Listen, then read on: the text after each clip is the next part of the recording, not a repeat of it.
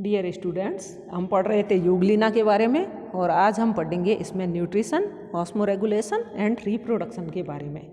Euglena एक fresh water unicellular protozoan है जो कि फ्रेश वाटर के पॉन्ड्स में या यह लेक्स में रहता है। इसका कलर ग्रीन होता है जो कि इसमें क्लोरोप्लास्ट या क्रोमेटोफोर के कारण होता है। स्ट्रक्चर ऑफ क्लोरोप्लास्ट, तो क्लोरोप्लास्ट जो है यह क्लोरोफिल इसमें पाया जाता है और यह एंडोप्लाज्म में सस्पेंडेड रहते हैं। यूग्लिना की विभिन्न जातियों में इनकी नंबर्स, इनकी शेप, साइज और इनका अरेंजमेंट जो है वो डिफरेंट होता है। ये या तो छल्ले रूपी होते हैं या प्लेट रूपी होते हैं, गोलाकार होते हैं या अंडाकार होते हैं। जीव द्रव्य में या तो बिखरे हुए स्केटर्ड रहते हैं या फिर ये रेगुलरली अरेंज्ड रहते हैं। प्रत्येक क्लोरोप्लास्ट या क्रोमेटोफोर जो है उसका सेंट्रल पार्ट नैरो होता है एंड नॉन पिगमेंटेड होता है। इस पार्ट को पाइरिनोफोर कहते हैं। पाइरिनोफोर एक या दो गोल या बाई कॉन्वेक्स प्रोटीन रचनाओं जिनको पाइरिनॉइड कहते हैं से घिरा हुआ होता है।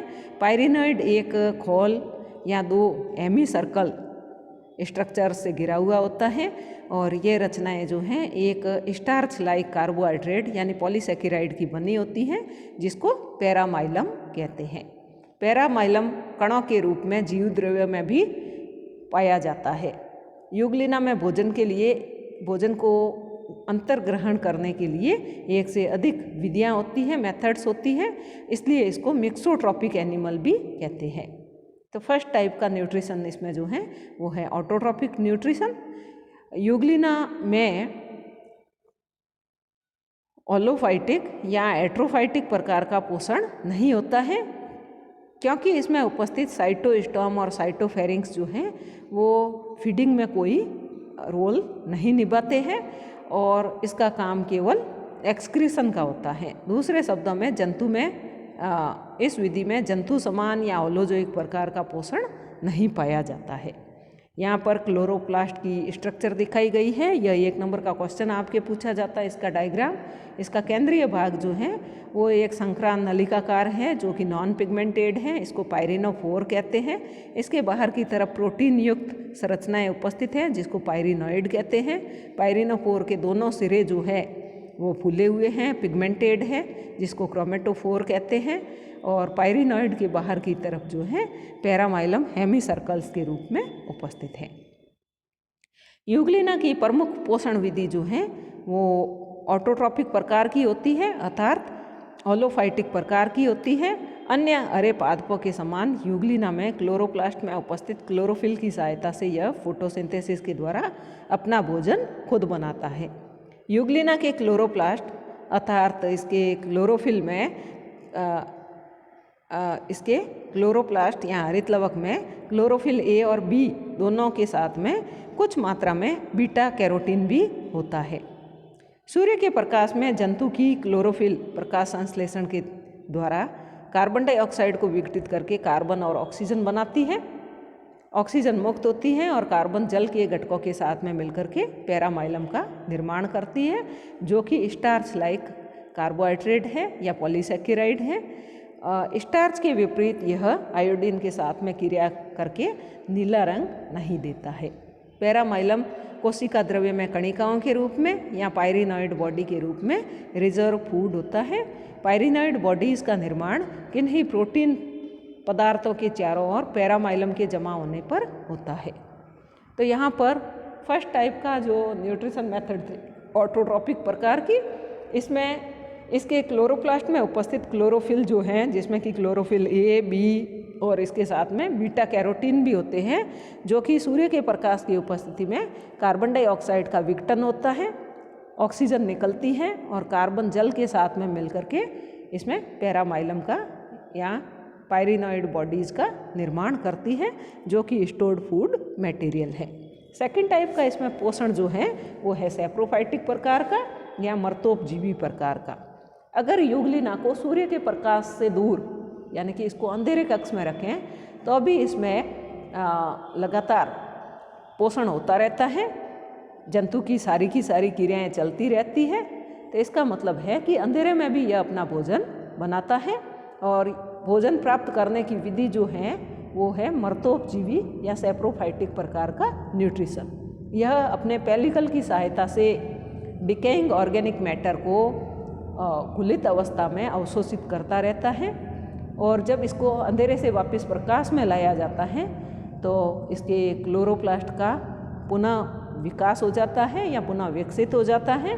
लेकिन यूग्लिना ग्रेसिलिस एक स्पीसीज है जिसमें कि अंधेरे से प्रकाश में लाए जाने पर भी हरित लवक का पुनः निर्माण नहीं होता है। थर्ड मेथड जो है वो है पिनोसाइटोसिस, कोशिका पायन। प्रोटीन या बड़े आकार के अणु जो हैं यूग्लिना पिनोसाइटोसिस के द्वारा ग्रहण करता है और इनको अपने रिजर्वायर की बेसल मेम्ब्रेन पर एक वेसिकल बना करके देह के भीतर ले लेता है। तो इस प्रकार से यूग्लिना में न्यूट्रिशन की 3 मेथड्स पाई जाती हैं: ऑटोट्रोपिक प्रकार का न्यूट्रिशन, सैप्रोफाइटिक प्रकार का न्यूट्रिशन, एंड थर्ड मेथड है पिनोसाइटोसिस या कोशिका पायन। सेकंड है इसमें ऑस्मोरेगुलेशन या परासरण नियमन। क्योंकि यह एनिमल जो है फ्रेश वाटर में रहता है, इसलिए इसकी बॉडी में उपस्थित लवणों की मात्रा अधिक होती है जल की तुलना में, और इसका पेलिकल भी जो है और इसका सेल मेम्ब्रेन जो है वो भी सेमी परमिएबल होते हैं। इस कारण से जल एंडोऑस्मोसिस के द्वारा लगातार इसके शरीर में प्रवेश करता रहता है। तो जल को बाहर निकालने के लिए इसमें जो स्पेसिफिक स्ट्रक्चर पाई जाती है उसको कॉन्ट्रैक्टाइल वैक्यूल कहते हैं। तो कॉन्ट्रैक्टाइल वैक्यूल शरीर में उपस्थित अतिरिक्त जल को शरीर से बाहर निकालता है। अगर ऐसा नहीं हो तो इस एनिमल में ऑस्मोटिक प्रेशर इतना बढ़ जाएगा, परासरण दाब इतना बढ़ जाएगा कि एनिमल जो है यह फूल करके फट जाएगा और नष्ट हो जाएगा।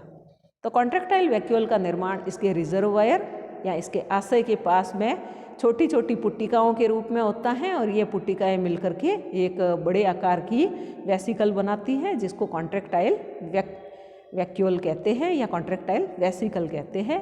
इसमें बारंबार संकुचन और फैलाव होता है, यानी कि इसमें बार बार कॉन्ट्रैक्शन एंड एक्सटेंशन होता है जिसको कि सिस्टोल एंड डायस्टोल कहते हैं। तो इसके द्वारा यह जो है जल को आखिर में रिजर्वायर में यह फट जाती है, जिससे कि जल को साइटोफेरिंक्स और साइटोस्टॉम से होते हुए शरीर से बाहर निकाल दिया जाता है। यहाँ पर इसका डायग्राम दिखाया गया है। तो फर्स्ट है zone of excretory cytoplasm. Reservoir के पास में ये छोटी छोटी कणिकाएँ छोटी छोटी वेसिकल्स बनना शुरू होती हैं और ये मिलकर के एसेसरी वैक्यूल्स बनाती हैं, जैसा कि बी डायग्राम में दिखाया गया है। ये कॉन्ट्रैक्टाइल वैक्यूल बनाती हैं, वैक्यूल्स मिलकर के, और डी डायग्राम में है वैक्यूल जो है वो रिजर्वायर में ब्रस्ट हो जाती है या फट जाती है। तो इसके कारण ऑस्मो रेगुलेशन के साथ साथ में रेस्पिरेशन एंड एक्सक्रीशन जो है वो भी किया जाता है। तो कॉन्ट्रैक्टाइल वैक्यूल जो है प्राइमरी इसका फंक्शन जो है वो तो है इसमें ऑस्मो रेगुलेशन का, सेकेंडरी फंक्शन इसका रेस्पिरेशन एंड एक्सक्रीशन है। बिहेवियर नेक्स्ट है या व्यवहार। यह फोटोसेंसिटिव है, प्रकाश स्रोत की तरफ हमेशा तैरता है और सर्पिल मार्ग पर चलता है। इसमें पैराबेसल बॉडी जो है लगातार प्रकाश में खुला और प्रकाशित रहता है। यूग्लिना प्रकाश के प्रति पॉजिटिव रेस्पॉन्स दिखाता है। यह प्राय सूर्य की सीधी किरणों से हट करके तैरता है और सीधी किरणों के आने से यूग्लिना मर सकता है। अल्ट्रावायलेट रेज में भी यूग्लिना मर जाता है। यदि यूग्लिना युक्त पानी की एक बूंद को सीधा प्रकाश की किरणों में रखें और उसके आधे भाग को ढक दें तो यूग्लिना न तो लाइट की तरफ जाता है न ही डार्कनेस की तरफ जाता है, यह दोनों के बीच में रहता है। यूग्लिना नेगेटिव कीमोटैक्सिस दिखाता है, यानी कि रसायनों के प्रति नकारात्मक अनुक्रिया दिखाता है। नेक्स्ट है रिप्रोडक्शन इन यूग्लिना। यूग्लिना में सेक्सुअल रिप्रोडक्शन नहीं पाया जाता है, इसमें एसेक्सुअल रिप्रोडक्शन पाया जाता है, और एसेक्सुअल रिप्रोडक्शन में भी binary fission and multiple fission के द्वारा इसमें प्रजनन होता है। तो पहला है इसमें बाइनरी फिशन। यूग्लिना में बाइनरी फिशन जो है फेवरेबल कंडीशंस में होता है, जबकि भोजन, ताप, जल आदि कारकों के अनुकूल होने की स्थिति में इसमें लॉन्गिट्यूडिनल बाइनरी फिशन पाया जाता है। पीछे हमने पैरामीशियम में पढ़ा था, उसमें ट्रांसवर्स बाइनरी फिशन यानी अनुप्रस्थ द्विविभाजन पाया जाता है, जबकि इसमें अनुदैर्ध्य द्विविभाजन पाया जाता है।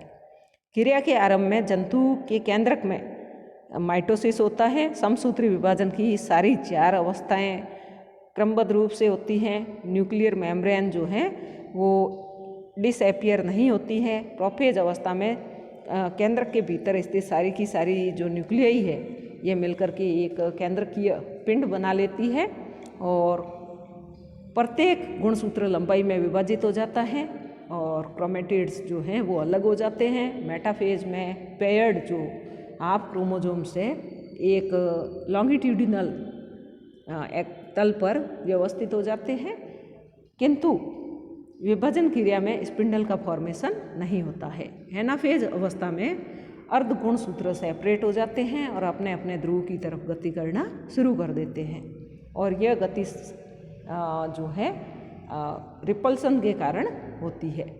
तो क्रोमोजोम्स में रिपल्सन होता है, इस कारण से क्रोमोजोम्स एक दूसरे से दूर जाना शुरू कर देते हैं। केंद्रक में अनुदैर्ध्य रूप से संकीर्णन शुरू हो जाता है और टीलोफेज प्रावस्था में यह संकीर्णन और अधिक गहरा हो जाता है। इस अतः क्रिया के अंत में 2 डॉटर न्यूक्लियाई बन जाते हैं और केंद्रकीय पिंड भी बीच में से 2 भागों में विभाजित हो जाता है। ये दोनों भाग अपने अपने ओर के संतति केंद्रक के भीतर व्यवस्थित हो जाते हैं। इस क्रिया के बाद में साइटोकाइनेसिस की क्रिया होती है, यानी कोशिका द्रव्य में विभाजन की क्रिया होती है और कोशिका द्रव्य में एक लॉन्गिट्यूडिनल फरो बनना शुरू होती है, जो कि इसके एंटीरियर एंड की मीडियन पार्ट से शुरू होती है और क्रमश इसके पोस्टीरियर की तरफ बढ़ते हुए और गहरी होती जाती है। अंत में यूग्लिना जो है 2 डॉटर सेल्स में विभाजित हो जाता है।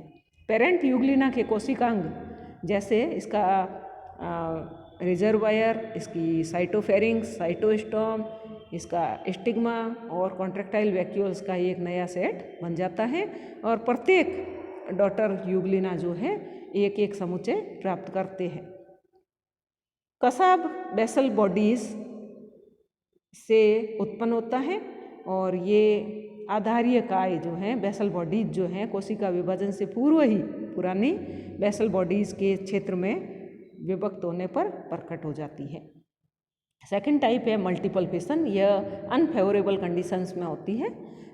पहले इसका मैं आपको बता दूं, ये जो है इसमें लॉन्गिट्यूडिनल बाइनरी फिशन, तो इसमें इसका केंद्रक आकार में बड़ा हो गया है, फिर केंद्रक में इसमें डिवीजन शुरू हो गया है, तो केंद्रक 2 भागों में विभाजित होना शुरू हो गया है। बीच के भाग में इसमें कॉन्स्ट्रिक्शन शुरू हो गया है या कॉन्ट्रैक्शन शुरू हो गया है। इसके साथ साथ में इसमें साइटोकाइनेसिस की क्रिया भी शुरू हो गई है।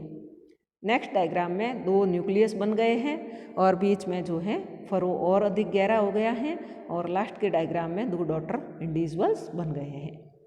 मल्टीपल फिशन या बहु विभाजन या बहु खंडन में यह अनफेवरेबल कंडीशन में होती है और इसमें जंतु जो है एंसिस्टेड अवस्था में रहते हैं। अनफेवरेबल कंडीशंस में जंतु गति करना बंद कर देता है, इसके फ्लैजिला गिर जाते हैं और यह देह के चारों ओर एक म्यूकस कवरिंग की सिस्ट को सिक्रीट कर देता है। एंसिस्टमेंट के पश्चात इसकी काय में अंदर ही अंदर बारंबार विभाजन होता रहता है और इसके फलस्वरूप 16 से 32 डॉटर यूग्लिनी बन जाते हैं। ये जो डॉटर यूग्लिनी हैं ये भी अपने बाहर की तरफ म्यूकस कवरिंग का निर्माण करते हैं और ये म्यूकस सिस्ट के अंदर रहते हैं। तो इस प्रकार यह अवस्था जो है अनेक शैवालों की पामेला अवस्था के समान हो जाती है और फेवरेबल कंडीशन आने पर इन डॉटर एनिमल्स में कसाब बनते हैं या फ्लैजिला बनते हैं और यह सिस्ट से स्वतंत्र होकर के अपना सामान्य जीवन प्रारंभ कर देते हैं।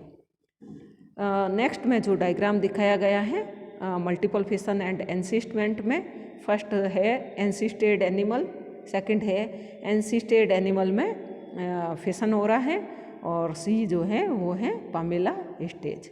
Thank you.